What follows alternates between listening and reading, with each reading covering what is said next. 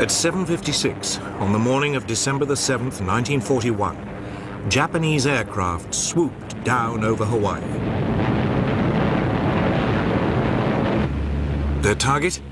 The US Pacific Fleet at anchor in its base at Pearl Harbor.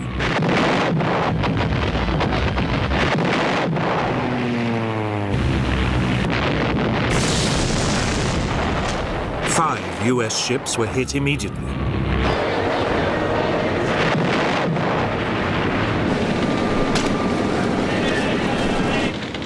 A few minutes later, more Japanese aircraft joined in.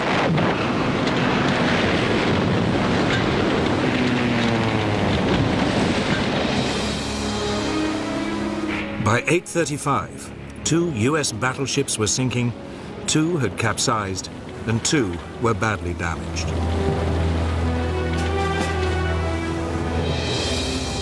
A 7th battleship, the Nevada, slipped her moorings and was heading out to sea when she too was caught and forced to beach.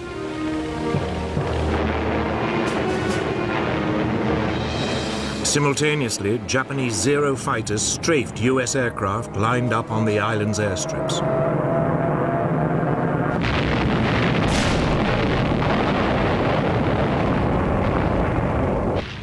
They also shot up nearby army barracks.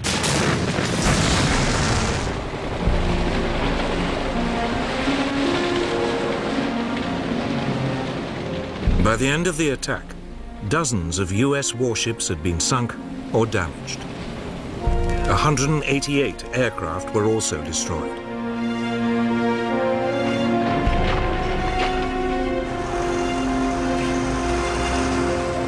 The next day, US President Franklin Roosevelt declared war on Japan. Since the unprovoked and dastardly attack by Japan on Sunday, December 7th, 1941, a state of war has existed between the United States and the Japanese Empire.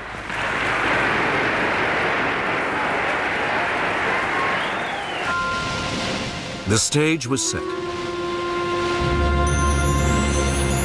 Could Japan knock out the United States with a swift blow before the huge might of America ground it down? It would become one of the great conflicts of World War II.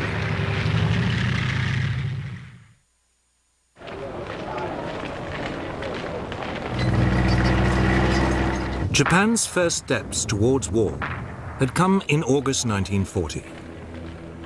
Capitalizing on France's defeat in Europe, it seized control of air bases in the north of the French colony of Indochina. It was looking for a quick and easy expansion of its empire.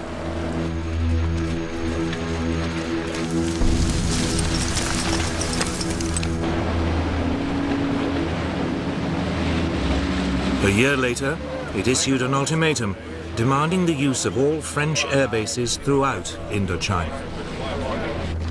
When the French hesitated, the Japanese invaded and seized control of the entire colony.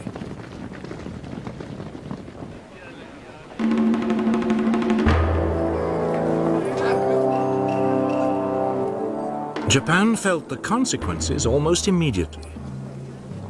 The United States froze its overseas financial assets, effectively robbing the country of its ability to buy oil. Japan faced a choice: climb down and lose face, or seize more territory and up the stakes.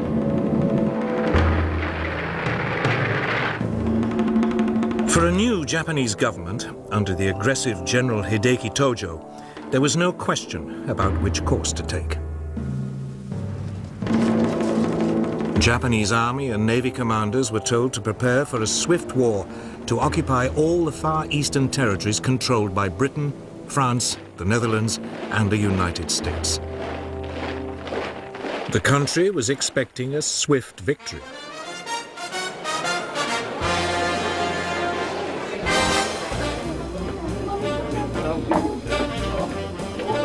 Japan saw the Americans, in particular, as a nation of pleasure lovers with no stomach for a lengthy war and heavy casualties.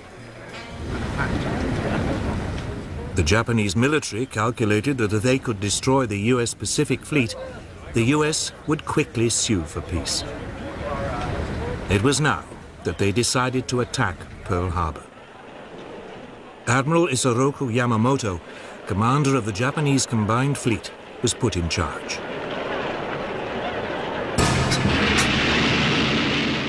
He had 10 battleships, 10 aircraft carriers, and the world's most advanced naval aircraft.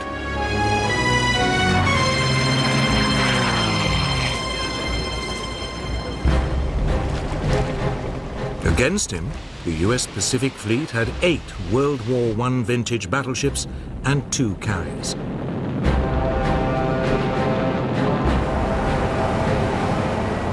Yamamoto planned the attack with great care. He would hit the US fleet in Pearl Harbor on a Sunday, since, according to intelligence reports, it usually spent the weekends in port.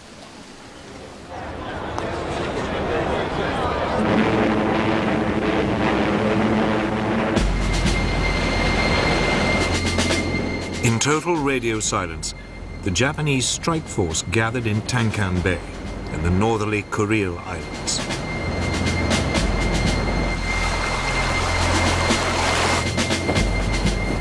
The fleet set sail on November the 26th, 1941. Meanwhile, as a decoy, Japanese negotiators arrived in Washington to discuss a possible Japanese withdrawal from China.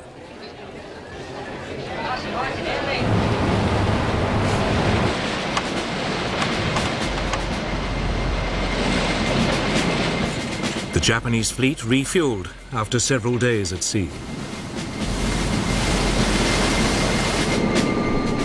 3 days later, it was off Hawaii. The Americans were still blissfully unaware that anything was wrong.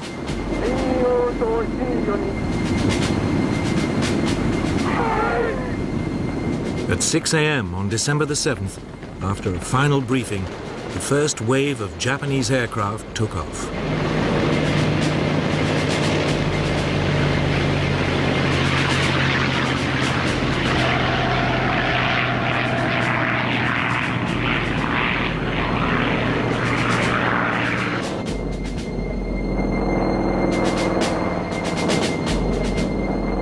As the Japanese aircraft dived into the attack, US personnel were still just stirring on a fine Sunday morning.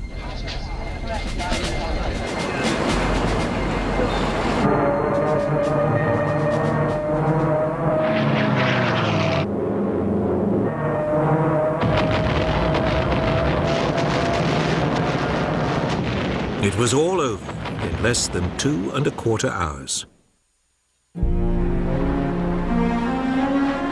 Yamamoto's plan had worked like a dream.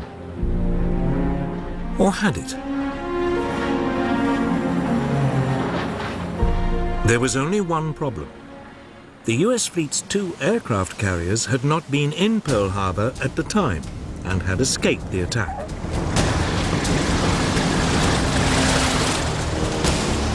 Yamamoto's main aim of crippling the US Pacific Fleet had only partially succeeded.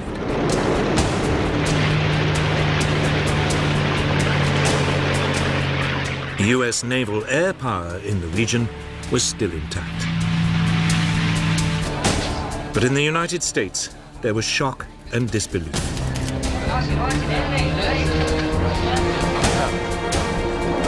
It quickly turned into a mood of fury and determination. Angry mobs attacked the Japanese embassy.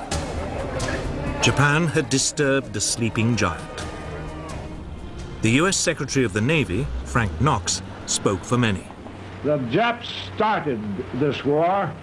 We are going to finish it.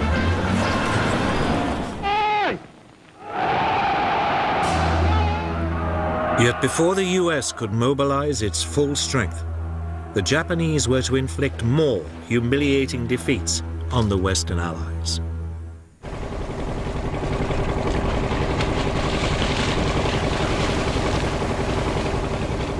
In December 1941, as America was licking its wounds after Pearl Harbor, Japan launched a series of attacks on Western colonies in Southeast Asia. It thought it had knocked out America. Now it moved against Britain and its colonies.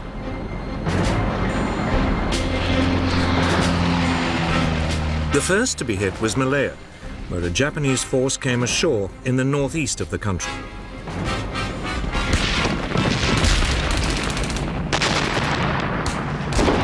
The plan was that it should make its way south down the east coast.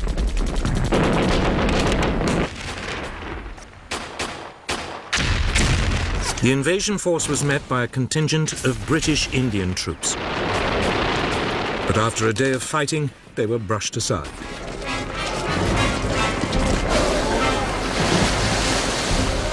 Meanwhile, further north in Thailand, a second Japanese landing was unopposed. 30,000 Japanese troops were soon making their way down the western coast of Malaya.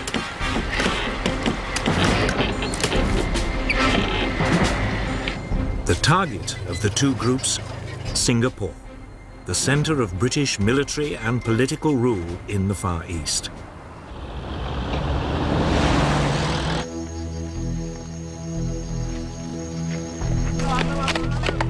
Britain had turned the island into what it believed was an impregnable fortress. But all the guns pointed south, out to sea. The Japanese were approaching by land from the north.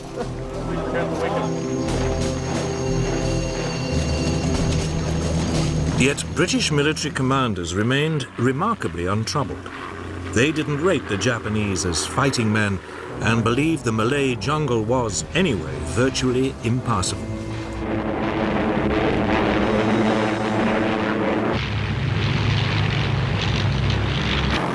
But the Japanese had other ideas. To soften up Singapore, they attacked the city from the air.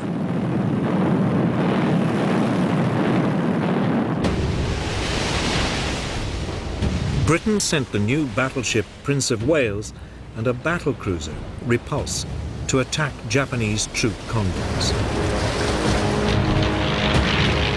They were met by Japanese bombers.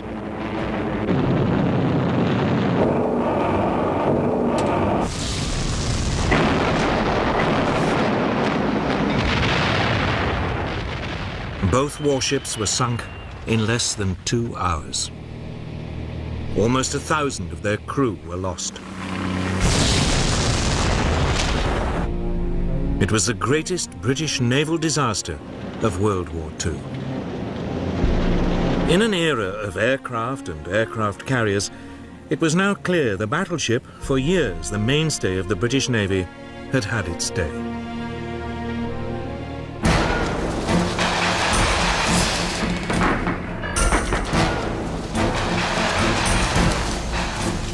Back on land, the Japanese continued to head south towards Singapore.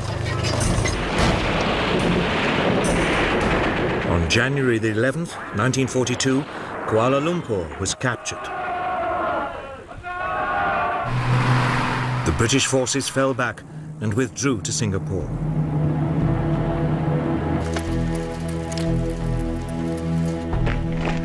There were now about 100,000 British soldiers to defend it. They faced a force of only 30,000 Japanese.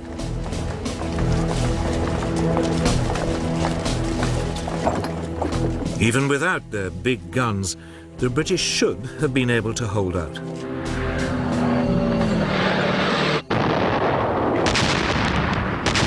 The Japanese launched an assault in early February. It was supported by more airstrikes.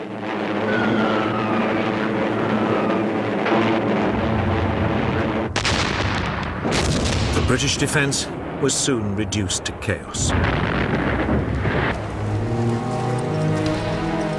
The commander, General Arthur Percival, surrendered with over 90,000 men.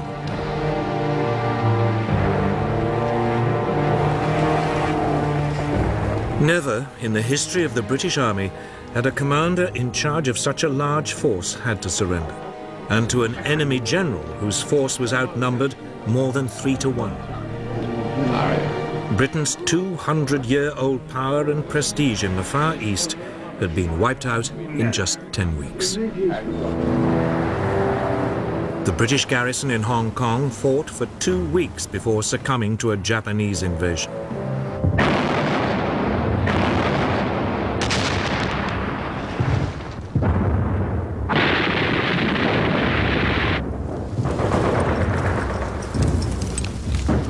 In the Philippines, America fared no better.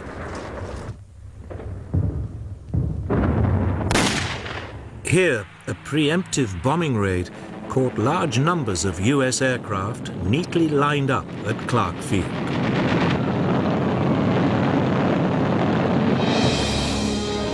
Most were destroyed.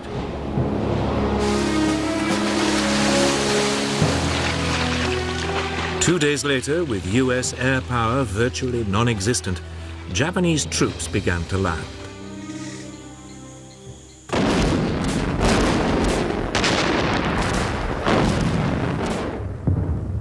Ten days later, Manila was captured.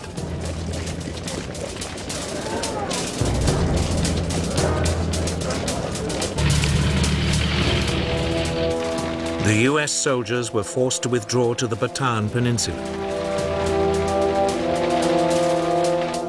Here they hoped to hold out until a relief force could be sent. It never came.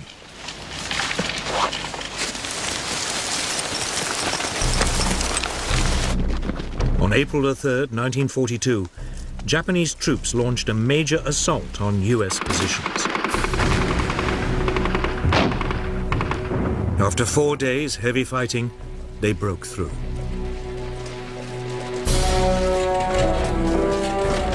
The Americans surrendered 2 days later.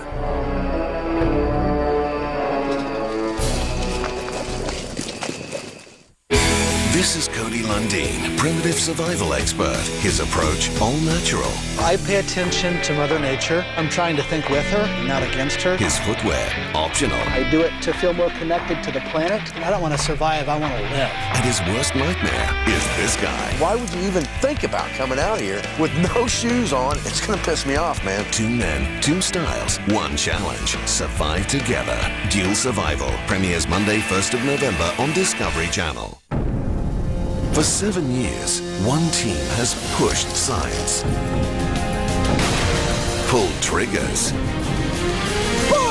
and uncovered the truth. And we're just getting warmed up.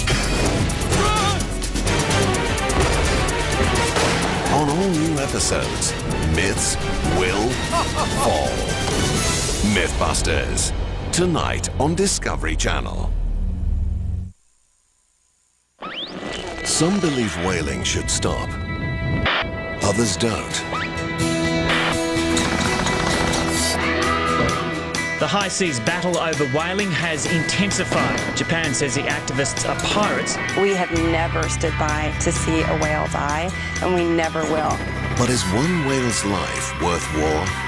Until you find something worth dying for, you haven't really lived. Whale Wars, Monday nights on Discovery Channel.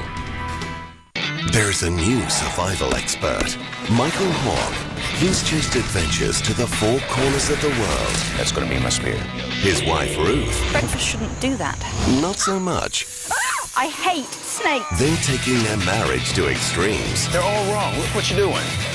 Giving new meaning to surviving a relationship. That's disgusting. Is it cooked? Yeah. Eat it. A new series, Man, Woman, Wild. Tuesday nights on Discovery Channel. That left just one British colony in the region, Burma. In early 1942, Japanese forces pushed into the south of the country. The British defenses had been utterly neglected. There were only some 15,000 men defending the country. They were no match for the Japanese.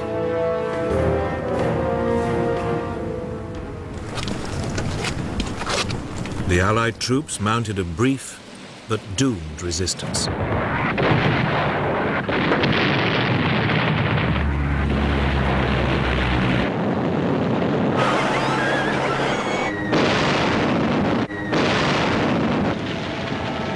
Less than 2 months after invading Burma, the Japanese had seized the capital, Rangoon.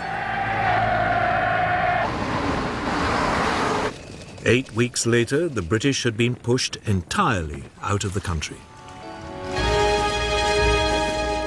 In just under 6 months, the Japanese had seized control of the whole eastern rim of the Pacific. Their Oriental blitzkrieg had been swift and crushing. Yet already, there were warning signs that they were not as powerful as they appeared.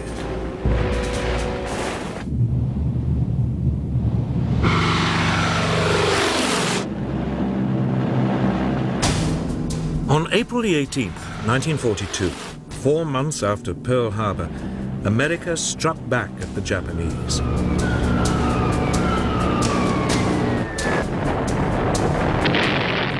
US bombers flying low over Tokyo dropped bombs on the city close to the Emperor's palace.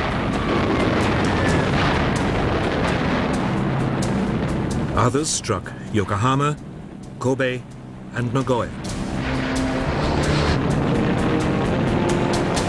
The raid, authorized by President Roosevelt himself, was daring in the extreme.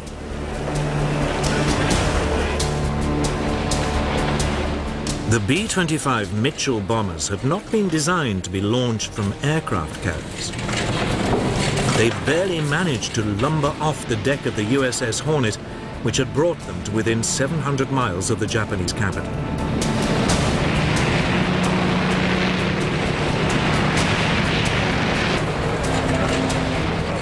But that didn't diminish their effectiveness in the air.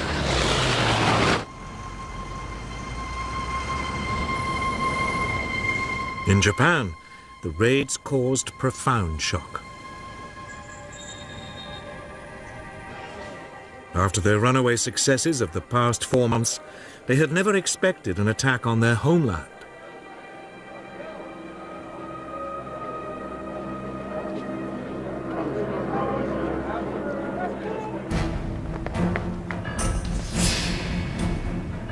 Japan's military planners now decided to extend the country's defenses. If they could seize additional strategic outposts in the Pacific, they could attack and destroy Allied forces before they even came close to the homeland.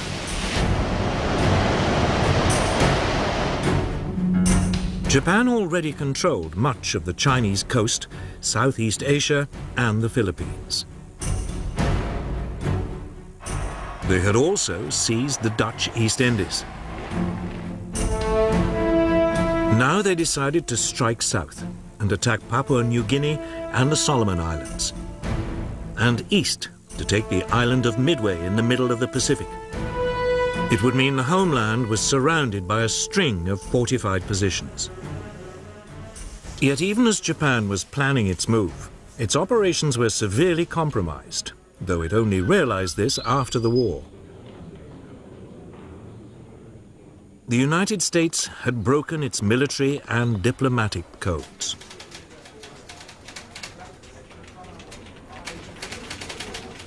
By spring 1942, the US Navy's code-breaking team in Hawaii was reading enough messages to give it a remarkably accurate insight into Japan's intentions. So it was that the US Commander-in-Chief in the region, Admiral Chester Nimitz, learnt the details and timing of Japan's planned invasions of the Solomon Islands and Papua New Guinea. If successful, they would cut off Australia from her allies. A Japanese bombing raid on Darwin had already caused widespread fear of an invasion.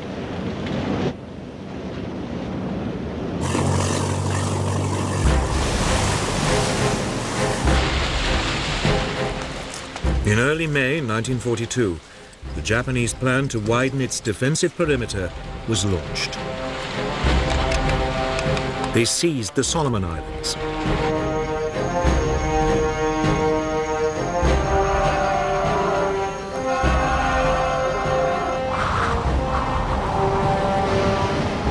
2 days later, the Japanese carrier force entered the Coral Sea in preparation for the main assault on Papua New Guinea. But this time, the Americans had anticipated them. Admiral Nimitz had ordered 2 US aircraft carriers and a number of smaller warships into the area. Then, on May the 7th, US aircraft located and sank the Japanese carrier Shoho.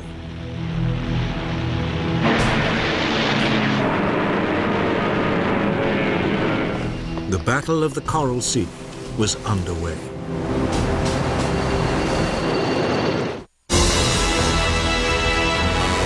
On Discovery Sundays.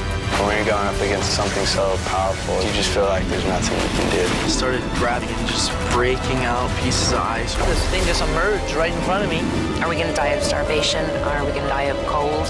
I couldn't push it aside. I couldn't get on top of it. I couldn't outrun it. Find out how Discovery made all the difference. Discovery Saved My Life. Sunday, 31st of October, a Discovery Channel premiere. For 7 years, one team has pushed science, pulled triggers, and uncovered the truth. And we're just getting warmed up. On all new episodes, myths will fall. Mythbusters, tonight on Discovery Channel.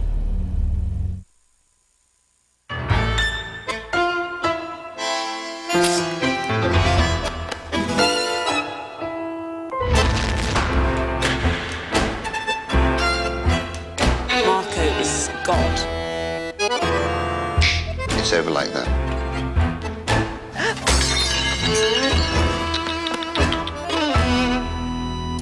Mercy will not save you, trust me. The chopping block is the ultimate challenge. New to view this November on Discovery Channel. 2 experts exert their drastically different methods in perilous scenarios. Dual survival. It's back into the wild as adventurer Bear Grylls braves temperature extremes and tackles new challenges. Man vs. Wild. A social experiment that exposes our greatest fears and unleashes the human instinct for survival. An all-new season of The Colony. All new this November on Discovery Channel. The Battle of the Coral Sea was, on paper, a draw. Each side had lost one carrier and had another severely damaged.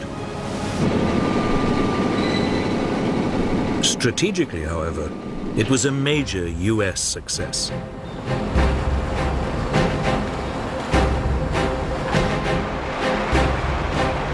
It had prevented the Japanese from seizing more territory, and it had stopped them from isolating Australia.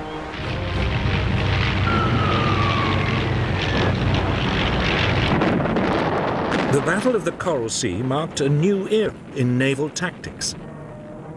It was the first major sea battle in which the opposing ships were completely out of visual contact. It was fought, instead, by aircraft flying from carriers.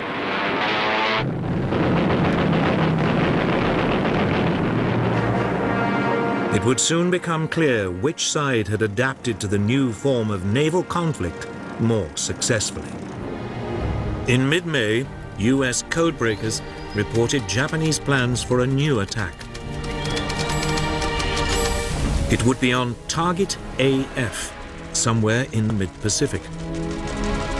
The problem for the Americans was that they had no idea where Target AF was.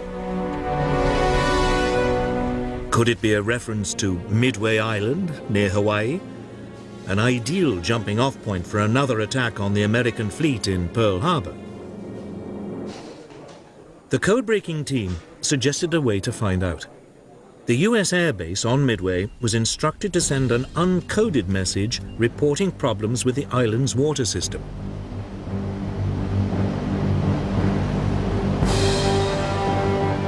Almost immediately, the codebreakers intercepted a Japanese signal that Target AF was having water supply problems.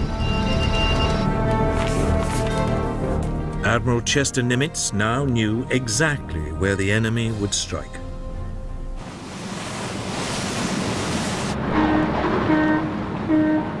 The Japanese plan was typically complex.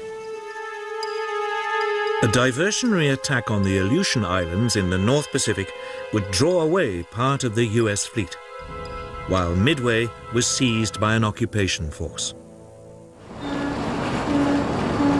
Forewarned, the American carriers left port and moved to a position where they could ambush the Japanese.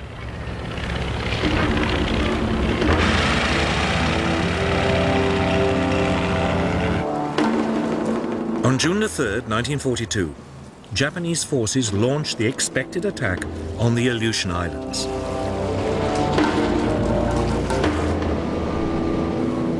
Nimitz didn't respond.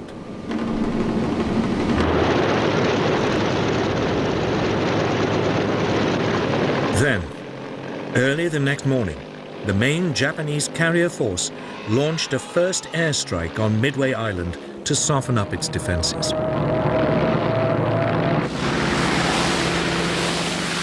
US warplanes from the island intercepted them.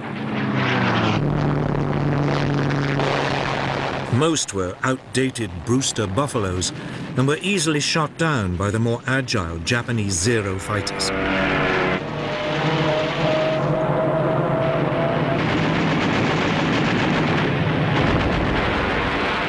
But the Japanese attack had been blunted. Midway's defenses had not been broken.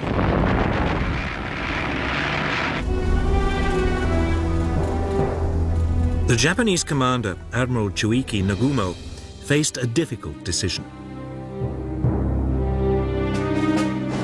He'd kept some of his aircraft in reserve, loaded with munitions designed specifically for attacking ships, just in case the US fleet was spotted. Should he now order this reserve to be stripped of its torpedoes and reloaded with high explosive and fragmentation bombs for a second strike on Midway? Just as the reloading was underway, he received unwelcome news. The US naval force had been spotted. Nagumo decided to gamble. He would push ahead with the second strike on Midway. His hope was that when the bombers returned, there would still be time to rearm them to take on the US ships. Even as he weighed the odds, the Japanese carriers were attacked by US bombers.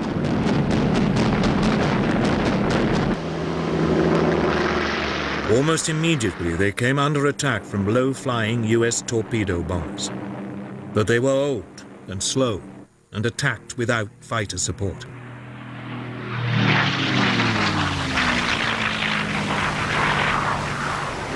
As they approached the Japanese fleet, they were rapidly shot down.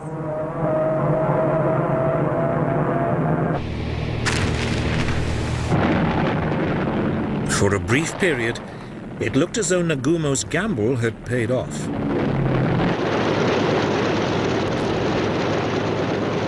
Then, just as his bombers had been reloaded and were ready to take on the US carriers, disaster struck. US dive bombers, approaching unseen at high altitude, hurtled down on his ships. The Japanese were caught completely by surprise. Nagumo had gambled once too often and was now at the mercy of American air power. Within 5 minutes, the US dive bombers had reduced 3 of Japan's largest aircraft carriers to flaming wrecks. All would later sink.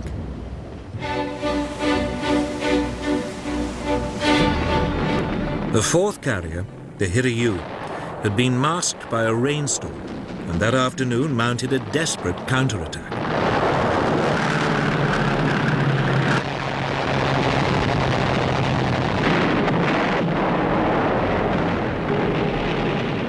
The US carrier Yorktown was severely damaged.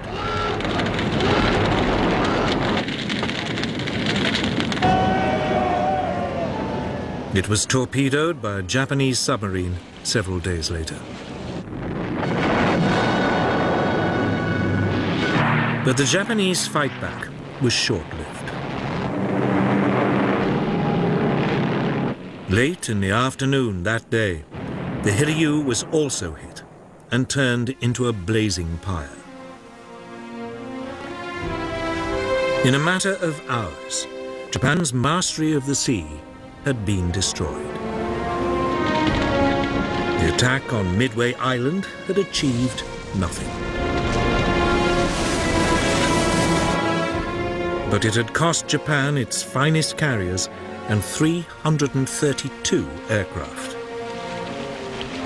Well over 2,000 sailors had also died.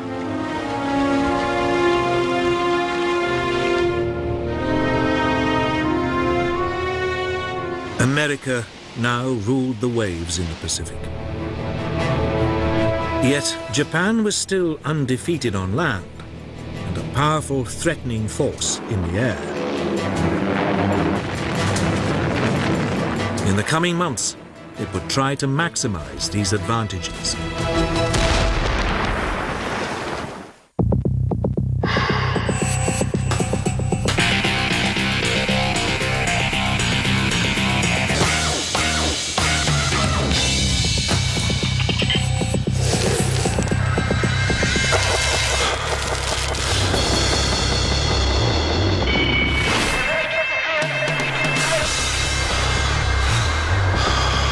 vs. Wild. A new season starts Monday, 1st of November on Discovery Channel. Faster, slower, closer. Using the most advanced photo technology to reveal mysteries of survival and death.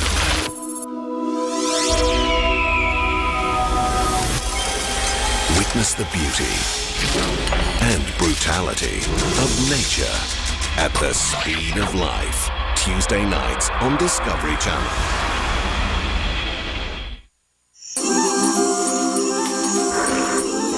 Home of the largest primates, the biggest land mammal, and the fastest animal in the world. And some very special creatures in between. Animal Planet reveals the splendor of Africa Uncovered. Starts Wednesday, 3rd of November on Animal Planet. Being the new guy can be tough. Believe me, I know. I'm the new guy every day. So it doesn't surprise me anymore when I'm kicked by a camel. You kicked me in a bad place. Dangled 800 feet in the air. Oh, God. Oh, I almost fell. We're made to haul a full toilet down a flight of stairs. Oh, dear. That is disappointing. What surprises me is I'm back for more.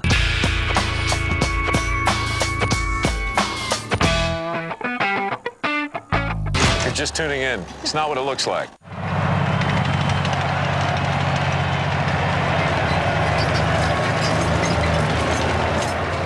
By summer 1942, Japanese plans to build a defensive ring of occupied territories around their homeland had still not been completed. Heavy losses at sea had frustrated their attempts to grab Papua New Guinea and islands in the Central Pacific. Japanese planners now came up with a new plan. If they couldn't do it by sea, they'd do it by land. On July the 21st, a division-sized force of experienced jungle troops landed on the northern coast of Papua New Guinea. They immediately struck west to capture Port Moresby, the capital.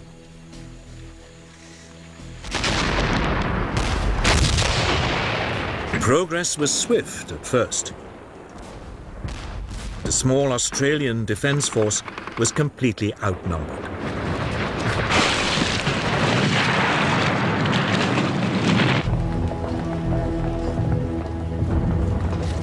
Within weeks, the Japanese had captured the main pass over the Owen Stanley Mountains.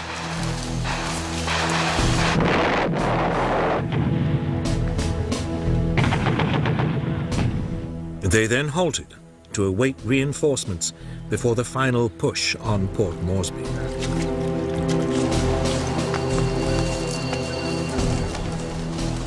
The Australians also mustered new forces.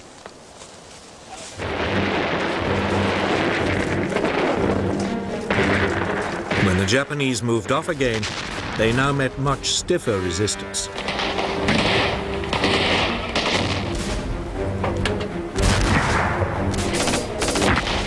For the first time, Japanese troops were up against men who matched them for training, experience, and morale. The Australians stood their ground, and the Japanese were temporarily brought to a standstill.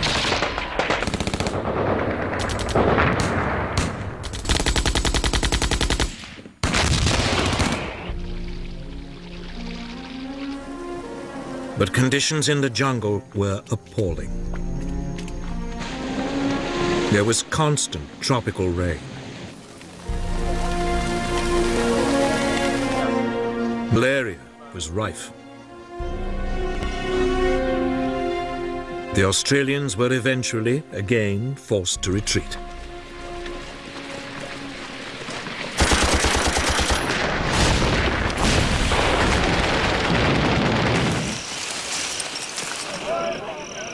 After 2 months of grim fighting, the Japanese were within 30 miles of Port Moresby. Then, finally, US reinforcements arrived.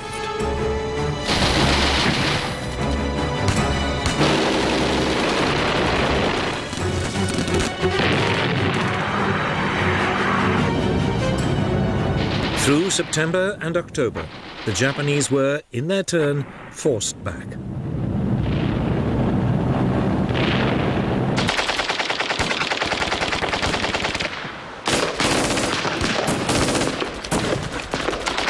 The Japanese made an heroic but suicidal stand.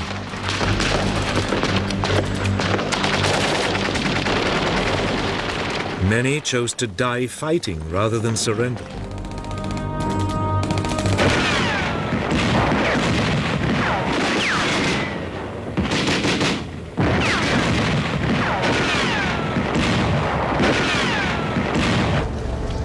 It took the Allies another 2 months before the Japanese were finally overwhelmed.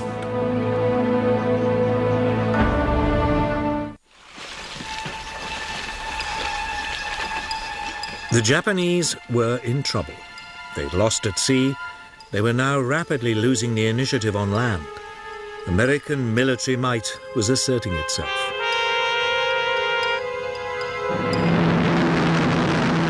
There was only one alternative left: air power.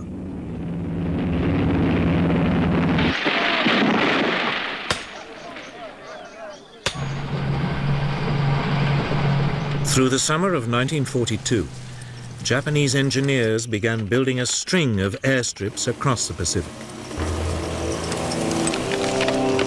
One was on the island of Guadalcanal, in the southern Solomon Islands. It was particularly well situated to threaten US convoys heading for Australia. It would become the focus of an epic battle.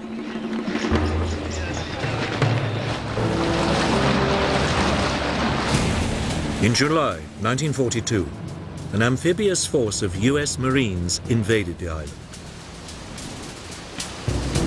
They landed without resistance.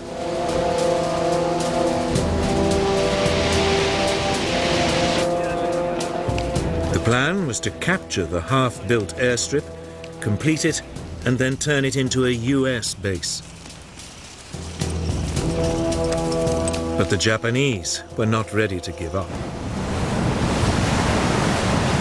That night, they sent in a naval force to land reinforcements and to attack the fleet of US ships supporting the Marines.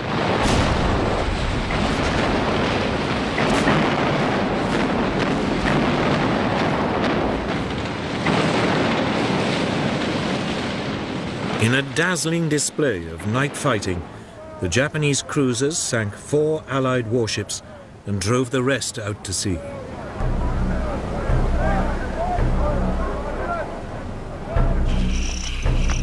The Marines were now marooned, without supplies and without much of their equipment. They dug in around the airstrip. Despite constant bombardment, using construction machinery left behind by the Japanese, they pushed ahead with the completion of the airfield.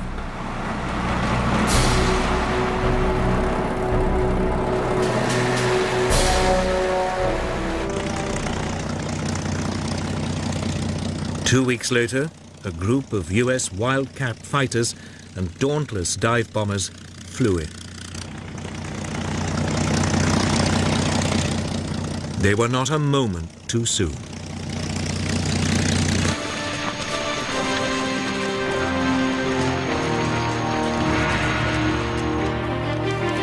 The next day, newly arrived Japanese troops launched a series of suicidal attacks on the airstrip.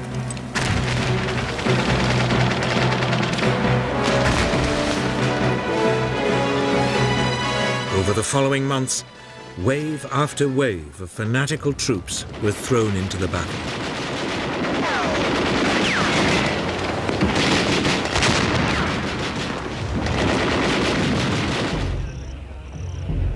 By the winter of 1942, the two sides had fought themselves to a standstill, both now dug in to defensive positions.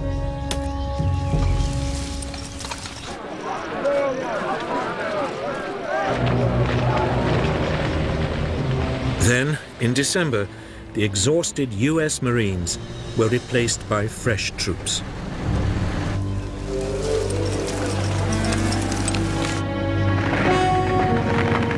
US soldiers now began a new push on the increasingly isolated pockets of Japanese resistance.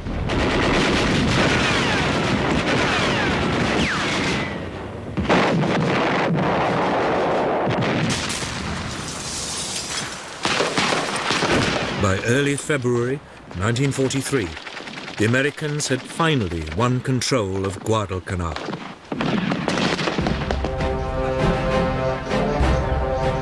They had now beaten the Japanese at sea and on land.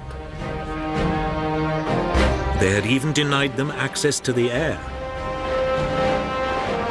The Oriental Blitzkrieg had failed.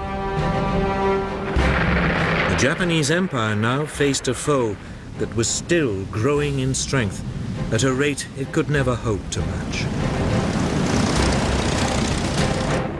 It was the beginning of a fundamental shift in the course of the war.